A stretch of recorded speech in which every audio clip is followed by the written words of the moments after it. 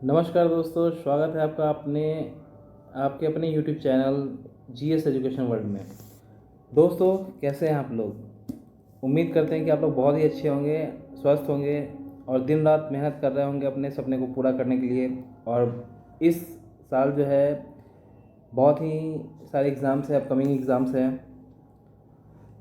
Railways भी हैं, SSC भी चल ही रहा है और उसके अलावा भी जो स्टेट पीसीएस है, यूपीएससी भी है। तो आप लोग खूब मेहनत करें, 2026 को एकदम मेमोरेबल बना लें। इतनी मेहनत करें कि 2026 में आपका जो भी सपना है, जो भी बनना चाहते हैं, वो पूरा हो जाए और फिर आपके और आपके परिवार का बहुत ही नाम हो। दोस्तों, जैसा कि हमारा जो सीरीज चल रहा था एनसीईआरटी 6 से 12 तक का जो भी एनसीईआरटी है उसको ख़त्म करने का टारगेट हमने लिया था और वो चैलेंज हमारा चल रहा है। और इस सीरीज़ में हमने 6 क्लास का जो है वो पॉलिटी सेक्शन से स्टार्ट किया था। आपको पता ही है कि एनसीईआरटी का कितना वैल्यू बढ़ जाता है और भी मतलब जीएस सेक्शन का कितना वैल्यू बढ़ जाता है और भी बहुत सारे एग्ज़ाम्स में। तो हमने पॉलिटी में 2 चैप्टर भी देख लिए हैं। 2 चैप्टर में पहला जो है हमारा विविधता की समझ, अंडरस्टैंडिंग ऑफ डाइवर्सिटी जो है। दूसरा है विविधता और भेदभाव। उसमें हमने पढ़ा था कि कैसे विविधता और भेदभाव दोनों एक दूसरे से जुड़े हुए हैं।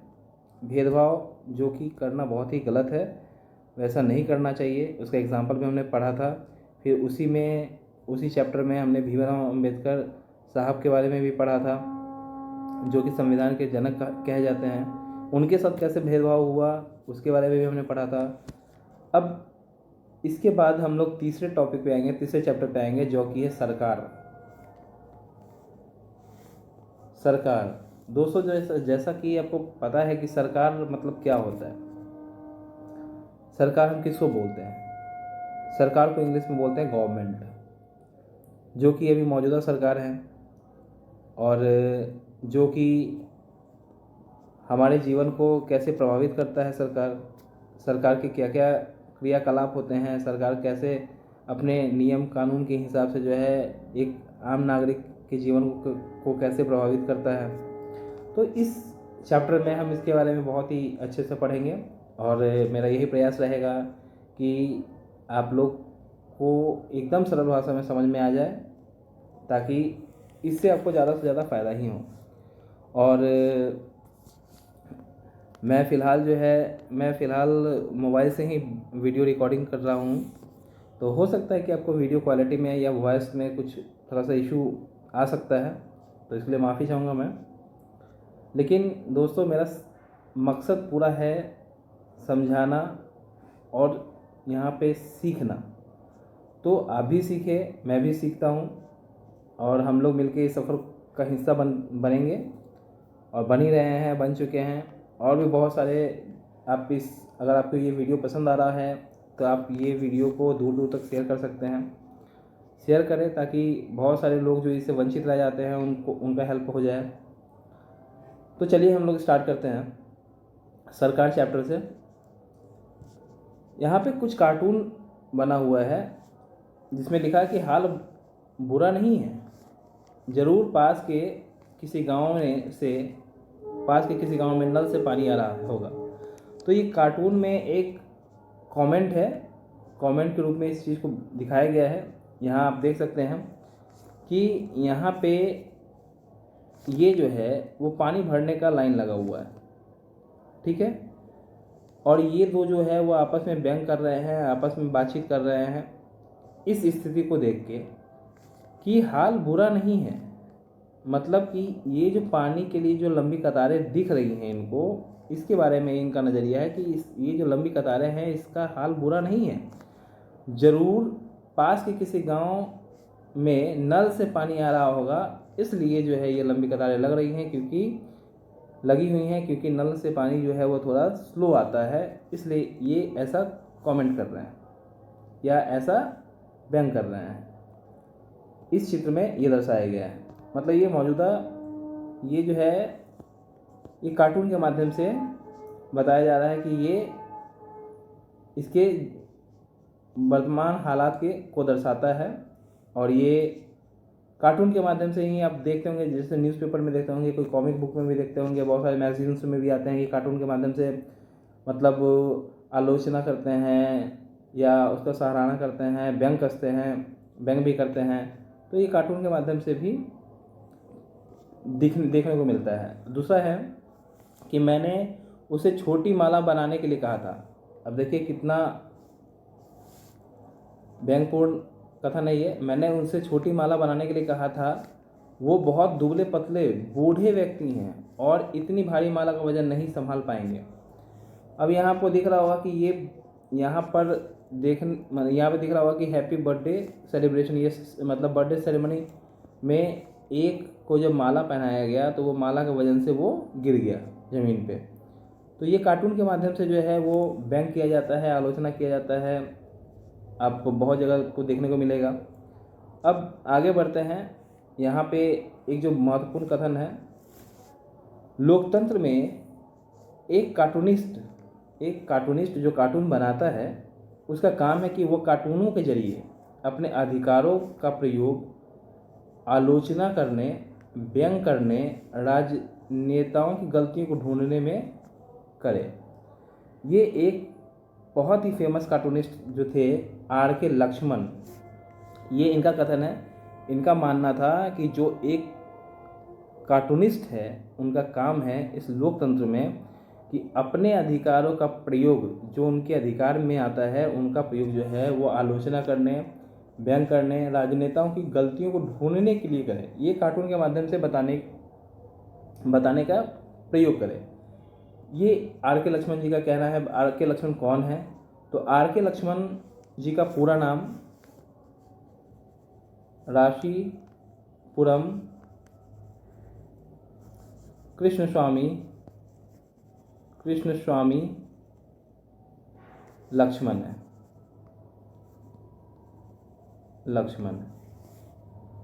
राशीपुरम कृष्णस्वामी लक्ष्मण है।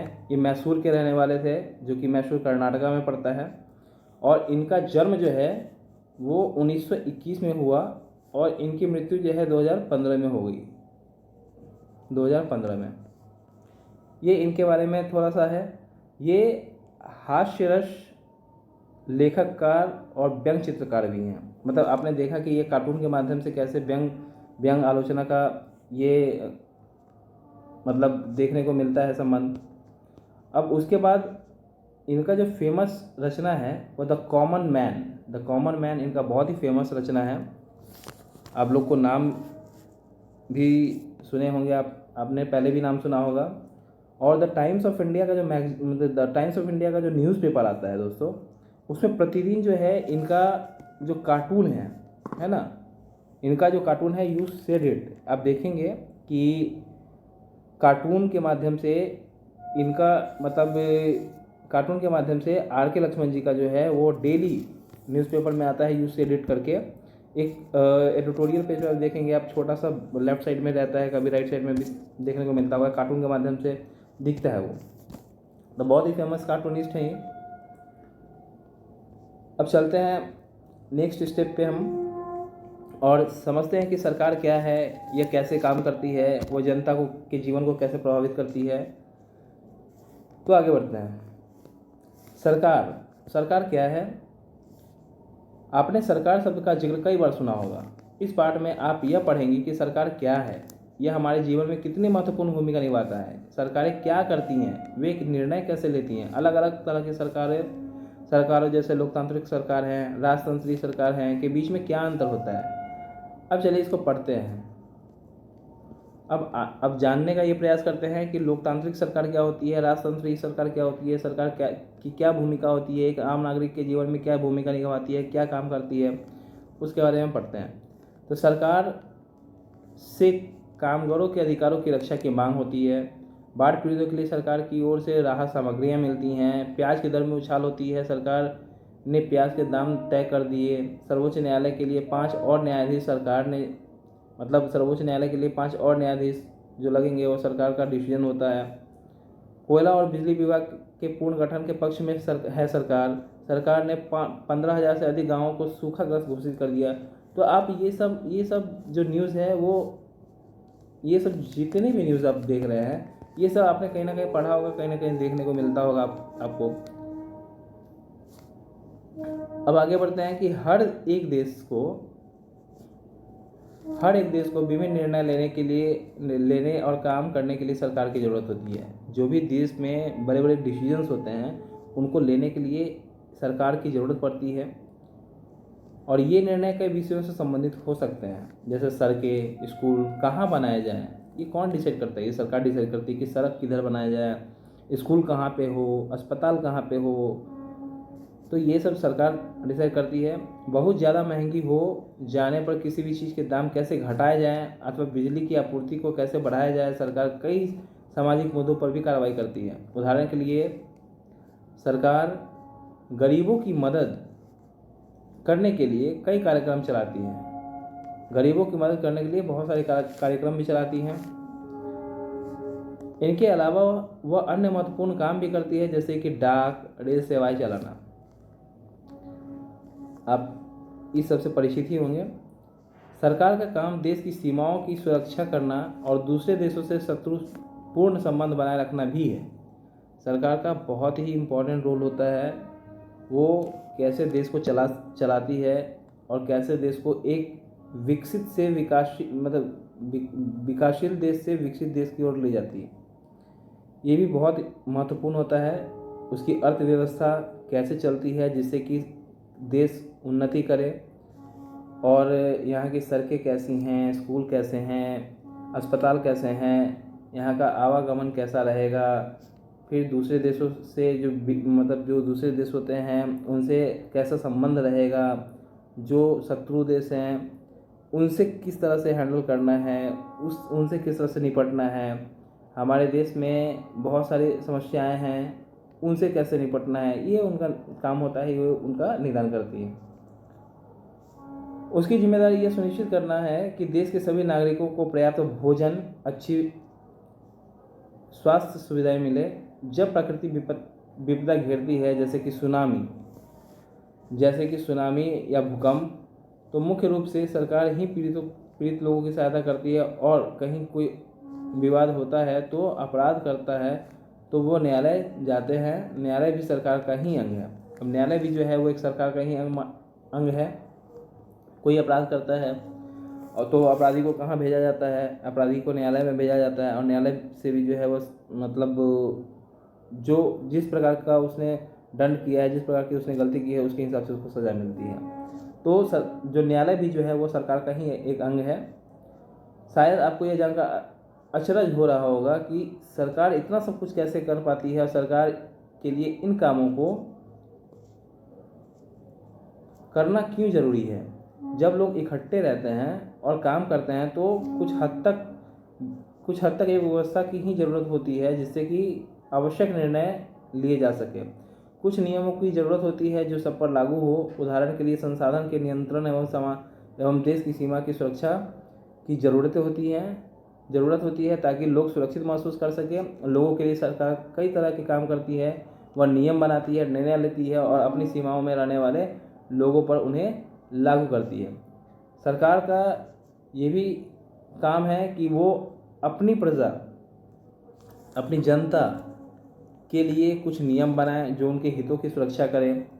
कुछ ऐसे जीवन जीने योग्य संसाधन का प्रयोग करते हैं ताकि वो उनके जीवन को प्रभावित करें, जिससे उनका जीवन और बेहतर हो सके, और उनके दुखों का निवारण भी सरकार करती है। ये सरकार का ही काम है। वह नियम बनाती है, निर्णय लेती है और अपने सीमा के अंदर में रहने वाले लोगों पर वो लागू होता है। जो भी सरकार नियम बनाती है वो अपने सीमा के अंदर में जो भी लोग रहते हैं उन पे ये प्रतिबद्ध है, ये उनके लिए एकदम मैंडेटरी है। कुछ उदाहरण जो सरकार के अंग है, जैसे सर्वोच्च न्यायालय, भारत पेट्रोलियम, जैसे सर्वोच्च न्यायालय, सुप्रीम कोर्ट, भारत पेट्रोलियम, भारतीय रेल, ये सब जो है वो सरकार के अंग है और सरकार के द्वारा ही ये चलाए जाते हैं। अब सरकार के स्तर क्या है, सरकार के क्या स्तर हैं, तो अब आपको पता है कि सरकार कितनी सारी अलग अलग चीज़ों के लिए जिम्मेदार है। क्या आप ये सोच सकती हैं कि सरकार ये सारे इंतजाम कैसे करती है? कि दरअसल सरकार अलग अलग स्तरों पर काम करती है, स्थानीय स्तर, राज्य के स्तर और राष्ट्रीय स्तर। अब देखिए इसमें स्थानीय स्तर क्या है, तो स्थानीय स्तर जैसे छोटे लेवल पे, जैसे लोकल लेवल पे, फिर आता है राज्य के स्तर पे, फिर आता है राष्ट्रीय स्तर पे। मतलब ये एक चेन बना होता है, ये एक चेन बना होता है। एक होता है लोकल लेवल पे, एक होता है स्टेट लेवल पे, और एक होता है सेंट्रल लेवल पे। सेंट्रल लेवल पे जैसे लोकल लेवल पे आप कह सकते हैं कि जैसे कोई एक स्टेट है, जैसे बिहार, तो बिहार के अंदर जो गांव है ना, बिहार के अंदर जो गांव है, वो गांव के अंदर जो जैसे मुखिया होता है या छोटे छोटे जनप्रतिनिधि होते हैं, वार्ड पार्षद होते हैं, तो ये सब ये लोकल लेवल पे जो है इनका रोल होता है। अब जैसे इसमें आते हैं तो जैसे मुख्यमंत्री हो गया, मुख्यमंत्री हो गया, और उसके बाद जो है जो राज्यसभा के जो मंत्री हैं तो वे जो है वो स्टेट लेवल का काम करते हैं। और फिर सेंट्रल गवर्नमेंट तो आप जानते ही हैं, जैसे पीएम हो गए, फिर प्रेसिडेंट हो गए।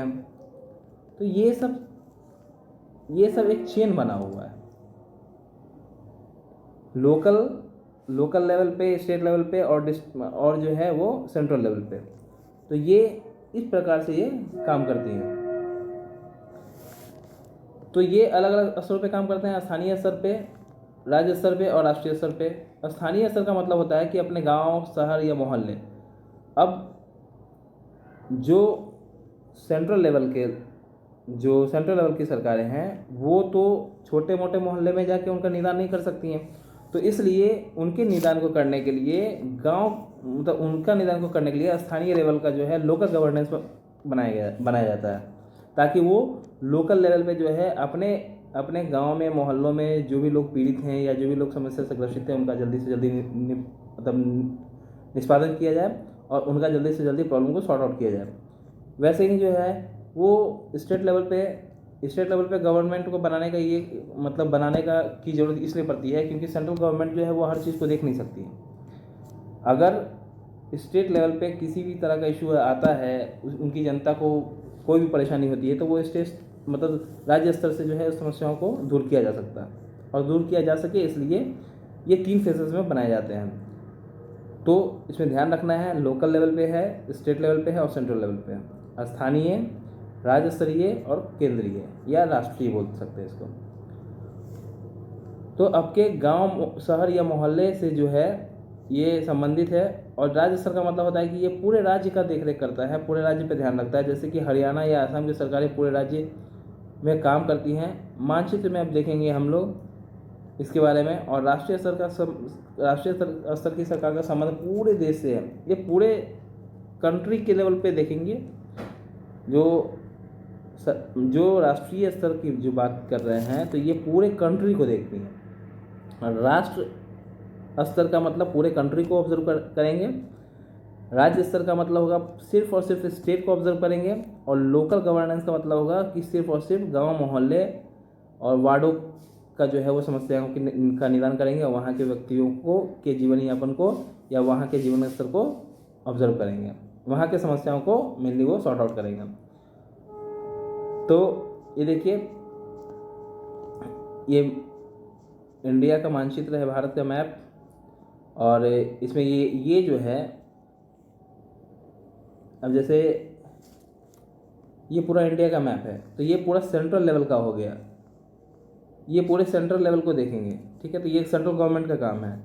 अब इसमें जैसे ये महाराष्ट्र है, ये गुजरात है, तो ये जो स्टेट लेवल का जो गवर्नमेंट स्टेट लेवल के होंगे, तो ये इनका काम है कि राज्य के अंदर में जो भी चीज़ें हैं उनकी देखरेख करना। अब इस महाराष्ट्र स्टेट के अंदर में बहुत सारे डिस्ट्रिक्ट हैं, बहुत सारे डिस्ट्रिक्ट में बहुत सारे गांव भी होंगे।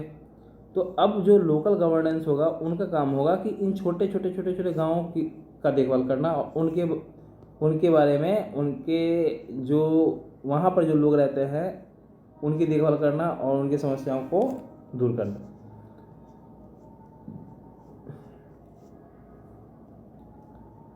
अब जैसे इसमें देखिए,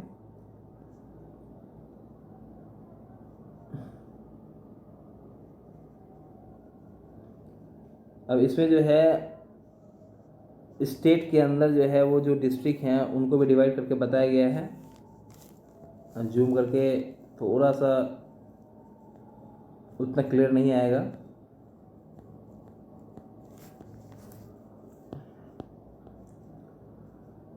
इसको और डिटेल्स में हम पढ़ेंगे।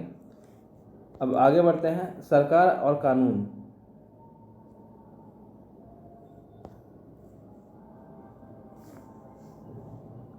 सरकार और कानून। सरकार कानून बनाती है, अपने लोगों के लिए सरकार कानून बनाती है और देश में रहने वाले सभी लोगों को वे कानून मानने होते हैं। केवल यही वह तरीका है जिससे सरकार काम कर सकती है और सरकार के पास जैसे कानून बनाने की ताकत होती है, जैसे ही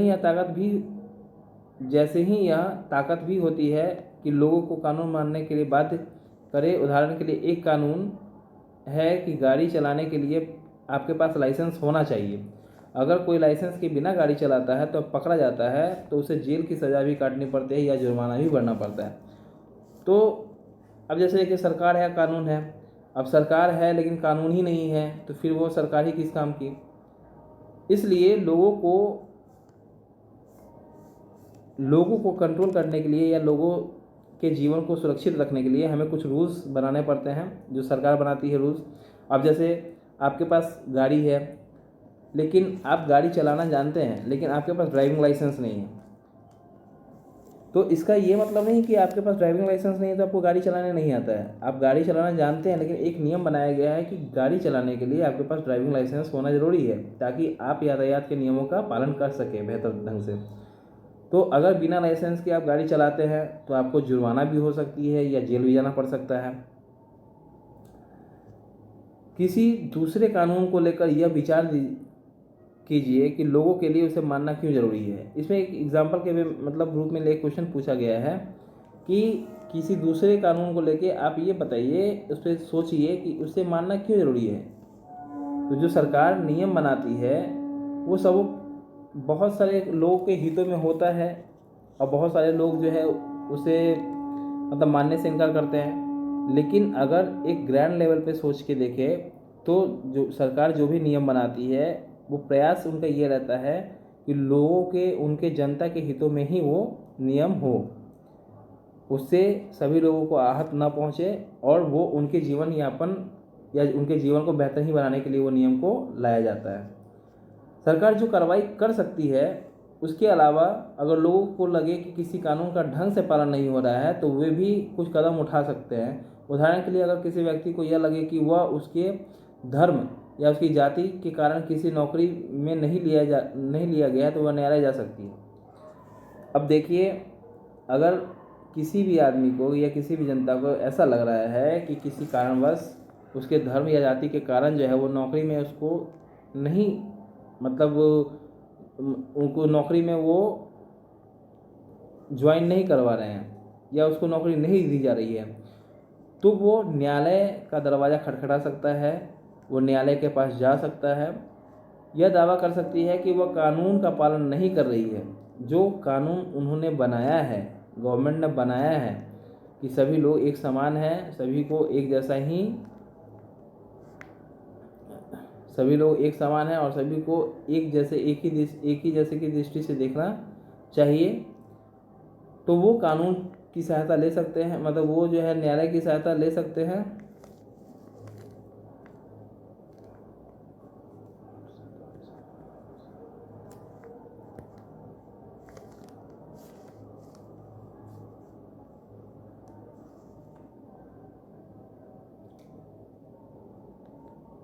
अब सरकार जो कार्रवाई कर सकती है उसके अलावा अगर लोगों को ऐसा लगे कि कानून का ढंग से पालन नहीं हो रहा है तो वे भी कुछ कदम उठा सकते हैं। उदाहरण के लिए, अगर किसी व्यक्ति को ऐसा लग रहा है कि उसके धर्म या जाति के आधार पर उसे नौकरी में नहीं लिया जा रहा है, उसे नौकरी नहीं दिया जा रहा है, तो वह न्यायालय में जा सकता है और यह दावा कर सकती है कि कानून का पालन सरकार नहीं कर रही है। तब न्यायालय आदेश देगा कि क्या कदम उठाने की ज़रूरत है। यह जो है, अगर किसी लोग को लग रहा है, किन्हीं को भी लग रहा है कि उनके जाति या धर्म के आधार पे सरकार उनको या सरकार जो है वो नौकरी नहीं दे रही है या नहीं देना चाहती है, तो वो जनता जो है या वो नागरिक जो है वो न्यायालय जा सकता है और न्यायालय ये आदेश देगा कि किस कारण से जो है वो उसको नौकरी नहीं दिया जा रहा है और उसके बाद उस पर कार्रवाई करेगा। उसके लिए जो कठोर कदम है वो उठाने की ज़रूरत है और वो उठाएंगे। सरकार के प्रकार, अब सरकार के कितने प्रकार होते हैं इसमें हम देखेंगे। तो सरकार को निर्णय लेने और कानूनों का पालन करने वाले या करवाने यानी उन्हें बाध्य बनाने की शक्ति कौन देता है। मतलब सरकार को निर्णय लेने और कानूनों का पालन करवाने यानी उन्हें बाध्य बनाने की शक्ति कौन देता है। इस प्रश्न का उत्तर इस बात पर निर्भर करता है कि उस देश में कैसे सरकार है। देखिए, सरकार डिपेंड करता है कि उस देश में कैसे सरकार है, ये सही बात है। जैसे आप रशिया के गवर्नमेंट को देखेंगे, अब भारत के गवर्नमेंट को देखिए, आप बहुत सारे ऐसे देश का एग्जांपल ले सकते हैं कि जहां गवर्नमेंट के अगेंस्ट में अगर आप कुछ बोलते हैं तो फिर वहां आपकी हालत बहुत बुरी हो जाती है और फिर आपको बहुत ही दुख झेलना पड़ता है और बहुत मतलब आपके लाइफ को स्पॉइल समझिए कि आपकी लाइफ जो है वो ख़त्म ही है। और बहुत क्या अपने ही देश में आप अपने देश में अगर आप सरकार के प्रति अगर कुछ बोलते हैं, निगेटिव से बात बोलते हैं, तो भी आप पे कोई कार्रवाई नहीं होती है। तो ये एक सबसे बेहतर एग्जांपल आप ले सकते हैं लोकतंत्र का, क्योंकि यहाँ पे आपको बोलने की आज़ादी है। तो बोलने की आज़ादी है का मतलब ये नहीं कि आप कुछ भी बोलेंगे, ऐसा नहीं है, ऐसा नहीं होना चाहिए। आप अपने बुद्धि और विवेक का इस्तेमाल करें कि आप किसके बारे में क्या बोल रहे हैं, इसका ज़रूर ख्याल रखें।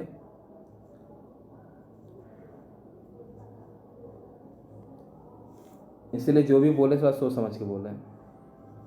अब आगे बढ़ते हैं कि लोकतंत्र में तो लोग ही सरकार को शक्ति देते हैं कि लोग ऐसा चुनाव के माध्यम से करते हैं कि वे अपनी पसंद के नेता को वोट देकर चुनते हैं। अब लोकतंत्र में क्या होता है कि लोग अपने इच्छा से जो वोट देते हैं और अपनी इच्छा के द्वारा जिस लोग को चुनते हैं वही नेता बनते हैं या उसी नेता को वोट देते हैं जिनको वो चुनना चाहते हैं। एक बार चुन लिए जाने के बाद ये लोग सरकार बनाते हैं। अब जब एक बार नेता जो जीत गए वो सरकार का निर्माण करते हैं, सरकार बनाती है। लोकतंत्र में सरकार को अपने निर्णयों के लिए उठाए गए कदम के आधार पर बताना होता है और सफाई भी देनी होती है। अब लोकतंत्र वाले देश में जो लोगों ने जिस नेता को चुना, ठीक है, जिनको भी चुना वो स्पष्ट रूप से उत्तरदायी होंगे कि वो उनके कदमों का आधार क्या बताना होगा और सफाई भी देनी होगी कि वो क्या निर्णय लेंगे और क्या आने वाले भविष्य में करेंगे। एक दूसरी तरफ की सरकार होती है जिसे राजतंत्रीय सरकार कहते हैं। इसी की हम बात कर रहे थे कि बहुत सारे देश में ऐसा भी होता है कि अगर आप सरकार के बारे में कुछ भी बोलते हैं तो आपको बहुत ही कष्टों का सामना करना पड़ेगा और फिर आपके आने वाले भविष्य में आपको सिर्फ और सिर्फ मुसीबत ही मिलेगी। इसमें राजा या रानी के पास निर्णय लेने और सरकार चलाने की शक्ति होती है और राजा के पास सलाहकारों का एक छोटा सा समूह होता है जिससे कि वे विभिन्न मुद्दों पर चर्चा कर सकते हैं। अंतिम निर्णय लेने की शक्ति भी उसी के पास होती है। और लोकतंत्र में समान राजतंत्र में राजा या रानी को अपने निर्णय के आधार पर नहीं बताने पड़ते हैं और ना ही अपने निर्णयों की सफाई देनी पड़ती है। इसमें राजतंत्रीय सरकार में क्या होता है कि आप जो राजा या रानी जो भी गवर्नमेंट है उनको ये लायबिलिटी या ये रिस्पॉन्सिबिलिटी नहीं रहती है, जवाबदेही नहीं रहती है कि वो उनका क्या डिसीजन होने वाला है। वो आपको जवाब देने के उत्तरदायी नहीं रहते हैं। लेकिन लोकतंत्र सरकार में ऐसा है कि वो ऐसा अगर कोई डिसीजन लेते हैं तो वो क्यों लिए हैं, इसके पीछे क्या कारण था, ये बताने का उनका उत्तरदायित्व बनता है। लेकिन राजतंत्रीय में ऐसा नहीं है। वो जो भी डिसीजन लेंगे फाइनली उनका डिसीजन होगा। वो डिस्क्लोज भी करेंगे तो उनको रिप्लाई देने की ज़रूरत नहीं पड़ेगी कि हमने जनता के लिए क्यों किया या कैसे किया, और वो मानना पड़ता है, वो बाध्य है, मैंडेटरी समझिए। लोकतांत्रिक सरकार आप समझते हैं लोकतांत्रिक सरकार क्या होता है और इसमें कैसे कैसे ये भारत में कैसे कैसे असर डालता है, कैसे कैसे प्रभावित लोगों के जीवन को कैसे प्रभावित करता है। तो लोकतांत्रिक सरकार में भारत एक लोकतंत्र है।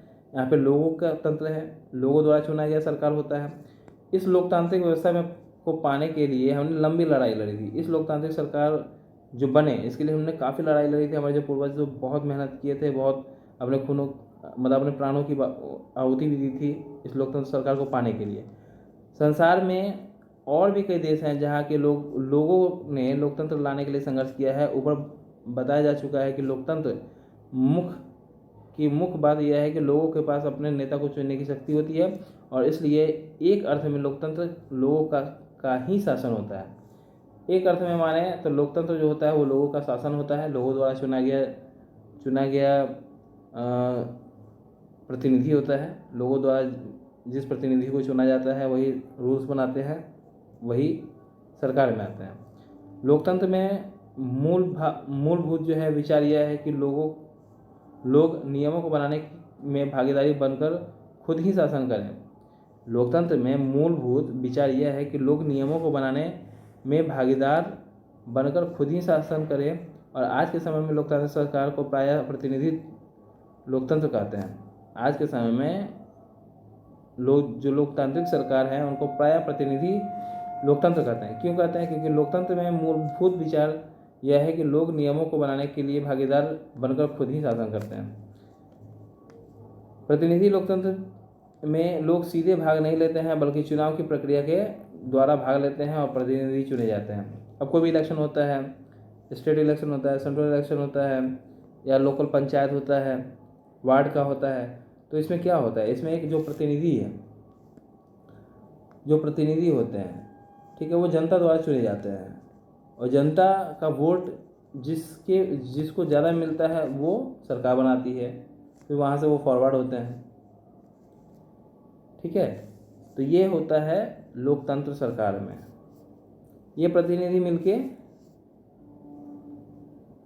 सारी जनता के लिए निर्णय लेते हैं, और ये प्रतिनिधि जो हैं वो मिलके सारी जनता का निर्णय लेते हैं कि अब जो है जनता के हित में क्या होना चाहिए और जनता के लिए क्या काम करना चाहिए। आजकल कोई भी सरकार अपने आप को तब तक लोकतांत्रिक नहीं कह सकती जब तक वह देश के सभी वयस्क नागरिकों को वोट देने का अधिकार न दे। मतलब कि लोकतांत्रिक जो है कोई भी देश जो है अपने आप को लोकतांत्रिक कभी नहीं कह सकता। कोई भी सरकार जो है अपने आप को लोकतांत्रिक नहीं कह सकती है जब तक वह देश के सभी वयस्क नागरिकों को वोट देने का अधिकार नहीं दे देती है। जितने भी वयस्क मतलब नागरिक है, वयस्क नागरिक मतलब 18 साल से ऊपर जो भी हो जाते हैं उनको वोट देने का अधिकार अगर मिल गया तो वो अपना प्रतिनिधि चुन सकते हैं स्वतंत्र रूप से। लेकिन हमेशा ऐसा नहीं था, हमेशा से ऐसा नहीं था। क्या आप विश्वास कर सकते हैं कि एक समय ऐसा था जब लोकतांत्रिक सरकारें औरतों और गरीबों को चुनाव में भाग नहीं लेने देती थी। अपने शुरुआती दौर में सरकारें केवल उन्हीं पुरुषों को वोट देने देती थी जो पढ़े लिखे थे और जिनके पास अपनी सब संपत्तियाँ होती थीं, और इसका मतलब था कि औरतें, गरीबों और अशिक्षितों को वोट देने का अधिकार नहीं था। ऐसी स्थितियों में देश उन्हीं नियमों के सहारे चलते थे जो कि वह गिने चुने पुरुष बनते थे।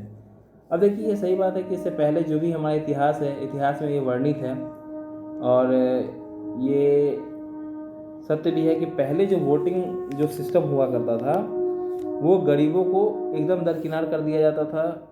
जो महिलाएं हैं उनको दरकिनार कर दिया जाता था। जो गिने चुने जो शिक्षित व्यक्ति थे उन्हीं को वोट देने का अधिकार दिया जाता था, क्योंकि उनका ऐसा मानना था कि ये लोग जो हैं अपने बुद्धि और विवेक के आधार पे जो है वो सही नेता का, सही प्रतिनिधि का चयन कर सकते हैं।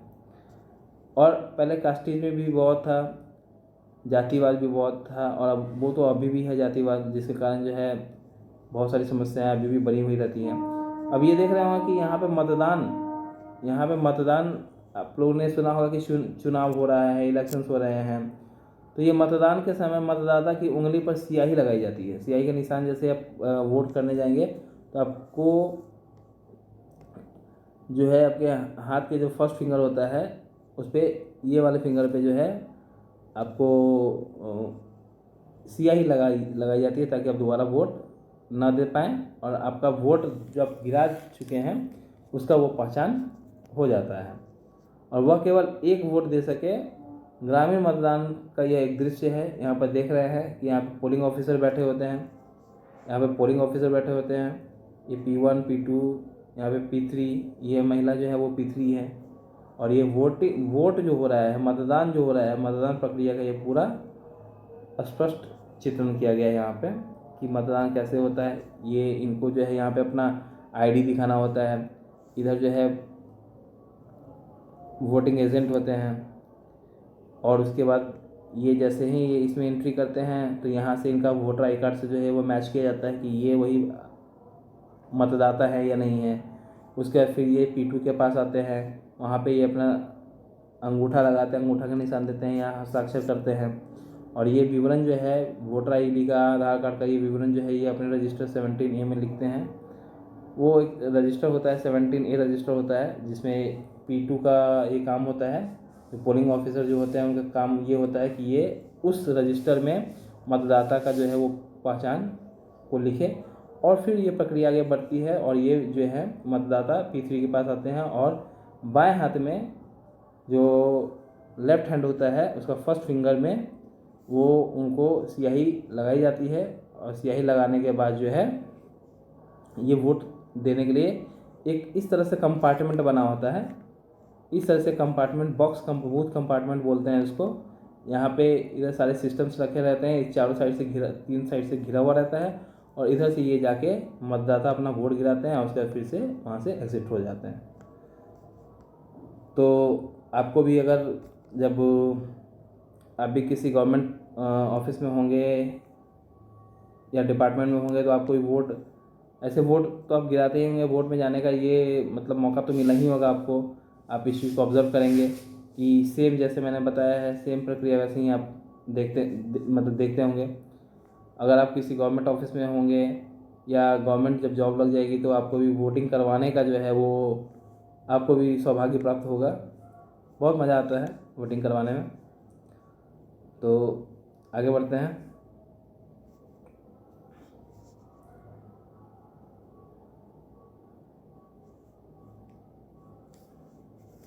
लेकिन हमेशा ऐसा नहीं था। क्या आप विश्वास कर सकते हैं कि एक समय ऐसा भी था कि लोकतांत्रिक सरकारें औरतें गरीबों को चुनाव में भाग नहीं लेने देते थे, और अपने शुरुआती दौर में सरकारें केवल उन्हीं पुरुषों को वोट देने देती थी जो पढ़े लिखे थे और उनके पास अपनी संपत्तियां थी, जिनके पास अपना प्रॉपर्टी था, अपना संपत्ति था, उसी को जो है वोट गिराने का अधिकार होता था या वोट में भाग लेने का अधिकार था। इसका मतलब यह था कि औरतें, गरीबी या अशिक्षितों को वोट देने का अधिकार नहीं था पहले। ये बहुत बड़ा पॉइंट है, क्योंकि अब तो बहुत हद तक जो है ये सारी चीज़ें जो है वो हट गई हैं। ऐसी स्थिति में देश उन्हीं नियमों के सहारे चलते थे कि जो गिने चुने पुरुष बनाते थे, उसमें जो लोग बनाते थे वही नियम फिक्स हो जाते थे कि ये आपको मानना ही है, ये यहाँ से हट नहीं सकता है, ये नियम बाध्य है मानने के लिए। अब भारत में आज़ादी से पहले बहुत ही कम लोग वोट देने का अधिकार था, बहुत ही कम लोगों को वोट देने का अधिकार था। इसलिए जनता ने संगठित होकर इस अधिकार की मांग की। गांधी जी समेत कई नेताओं ने अन्यायपूर्ण व्यवहार का विरोध किया। उन्होंने भी जोर शोर से यह मांग उठाई कि 1931 में इंडिया पत्रिका में लिखते हुए गांधी जी ने कहा कि मैं यह विचार सहन नहीं कर सकता कि जिस आदमी के पास संपत्ति है वह वोट दे सकता है, लेकिन वह आदमी जिसके पास चरित्र है वह पर संपत्ति का या शिक्षा नहीं है, जिस आदमी के पास चरित्र है पर संपत्ति या शिक्षा नहीं है वह वोट नहीं दे सकता है। ने यह कहा था कि मैं यह विचार कभी सहन नहीं कर सकता कि जिसके पास संपत्ति है वो वोट दे सकता है। मतलब इनका ये मानना था कि जो वोट दे सकता है सिर्फ और सिर्फ संपत्ति के आधार पे कि वो पढ़ा लिखा है और सिर्फ संपत्ति उसके पास इसलिए वो वोट दे सकता है, मैं इस बात को कभी नहीं मान सकता। लेकिन वो आदमी जिसके पास चरित्र है, संपत्ति या शिक्षा नहीं है, तो क्या वो वोट नहीं दे सकता है? बिल्कुल देना चाहिए, उसे अधिकार होना चाहिए वोट देने का। या जो दिन भर अपना पसीना बहा के ईमानदारी से 2 वक्त का रोटी भी गुजर कर रहा है, उसे पूरा अधिकार होना चाहिए इस चीज़ को, इस वोट देने का अधिकार उनके पास होना चाहिए। या क्योंकि बस उनके पास इसलिए नहीं है क्योंकि वो गरीब आदमी है, तो यह मेरे नज़र में ये गुनाह है। उनका ऐसा मानना था और जो काफ़ी हद तक सही भी था। वोट देने का अधिकार हर व्यक्ति को होना चाहिए। संसार में कहीं भी सरकारों ने स्वेच्छा से अपनी शक्ति लोगों के साथ नहीं बांटी है। इसमें यह कहा जा रहा है कि संसार में कभी भी या कहीं भी सरकार ने अपनी स्वेच्छा से अपनी शक्ति लोगों में नहीं बांटी है। जैसे कि यूरोप और अमेरिका में भी महिलाओं और गरीबों को सरकार के कार्य में भागीदारी के लिए जो है वो मत देने का अधिकार प्राप्त करने के लिए वो शुरुआत से ही लड़ाई लड़ना पड़ा था। और यह संघर्ष प्रथम विश्व युद्ध के दौरान जो है और मजबूती पकड़ी, और इस आंदोलन को महिला अधिकार आंदोलन भी कहते हैं। ठीक है। और अंग्रेजी में इसे सफ्रेज मूवमेंट भी कहते हैं। अंग्रेजी में इसको महिला मताधिकार आंदोलन को अंग्रेजी में क्या कहते हैं? सफ्रेज मूवमेंट भी कहते हैं। सफ्रेज का मतलब होता है वोट देने के अधिकार। युद्ध के दौरान बहुत से पुरुष लड़ाई में थे और इसलिए महिलाओं ने उन कर्मों को करने के लिए बुलाया जा रहा था जो पहले पुरुष के काम माने जाते थे। और जब महिलाओं ने विभिन्न प्रकार के काम और उनकी व्यवस्था करना शुरू किया तो लोगों को यह देखकर बड़ा आश्चर्य हुआ कि महिलाएं उनकी क्षमता के बारे में क्यों इतना गलत रूढ़िवाद धारणाएं बनाए रखी हैं और महिला ये काम नहीं कर सकती हैं। इस तरह महिलाओं को निर्णय लेने में समान रूप से योग्य माना जाने लगा। और उसके बाद वहाँ से जो है उनका जो प्री एग्जिस्टिंग माइंड जैसे बोलिए या पहले से प्री कॉन्सेप्ट बोलिए, उनका जो है थोड़ा सा विचारधारा चेंज हुआ कि महिलाएं भी जो हैं अपनी क्षमता के अनुसार उससे कहीं अधिक काम कर सकती हैं, बल्कि वो पुरुषों से भी ज़्यादा काम कर सकती हैं। ये उनका माइंडसेट चेंज हो गया और उसके बाद उनको भी आगे चल के वोट देने का अधिकार मिल गया। महिला मताधिकार आंदोलन की साथियों ने सभी महिलाओं के लिए वोट देने का अधिकार की मांग की और उनकी आवाज़ सुनी जाए, इसके लिए उन्होंने जगह जगह पे अपने आपको लोहा की जंजीरों से बांध कर प्रदर्शन किया। और उनमें से कई क्रांतिकारी महिलाएं जेल भी गई हैं, भूख हड़ताल पर भी बैठी हैं। और अमेरिका में औरतों को वोट देने का अधिकार 1920 में मिला, जबकि इंग्लैंड में अमेरिका में औरतों को वोट देने का अधिकार जो है 1920 में मिल गया। और जबकि इंग्लैंड में यह अधिकार जो है 1928 में मिला।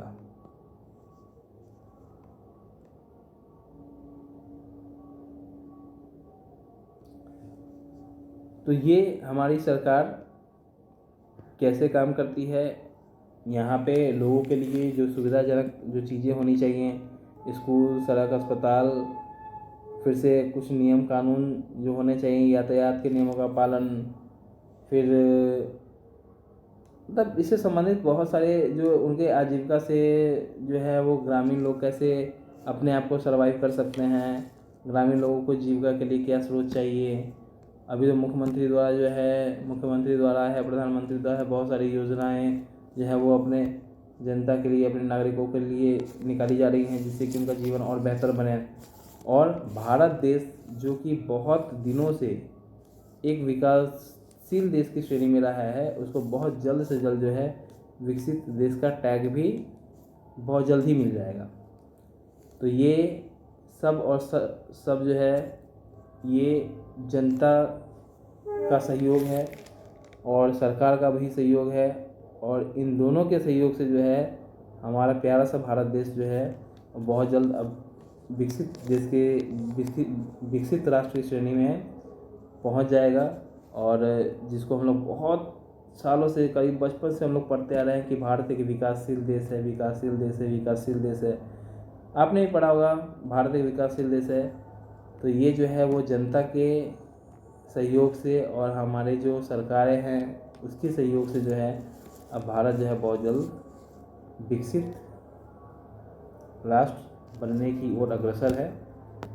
और आइए हम सब मिलके सरकार का सहयोग करें और अपने प्यारे देश को बहुत ही आगे ले जाएं, ताकि वो अमेरिका, रशिया, चाइना, इन सबों की श्रेणी में एकदम कंधे से कंधे मिलाकर रह सके और हमारा भारत देश कभी किसी से पीछे ना हटे।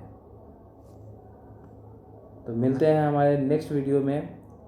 और आप लोग से रिक्वेस्ट है कि आप लोग को अगर वीडियो पसंद आई हो तो आप लोग शेयर करें, लाइक करें, ताकि लोग जो है, जिन लोगों को ज़रूरत है जीएस सेक्शंस की, जीएस में बेस जीएस के कॉन्सेप्ट की, वो इस वीडियो से हमारे चैनल के माध्यम से जो है वो इसका सहयोग ले सके, वो उनको जो है वो मदद हो सके।